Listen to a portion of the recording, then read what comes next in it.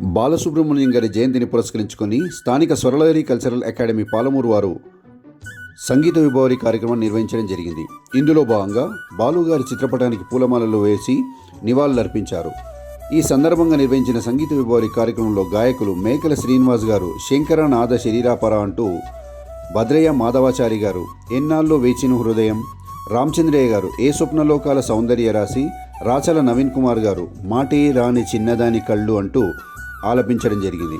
అదేవిధంగా గీతాంజలి శిరీష ప్రియతమా నన్ను పలకరించుమా, సుస్మిత నంబి అనుష ఒక్కటై రావడం ఒక్కరైపోవడం, అనుష స్వాతిలో ముత్యమంత, సుప్రజ ఆకాశం ఎందుకో పచ్చబడ్డది అంటూ వీరు పాటలు ఆలపించడం జరిగింది.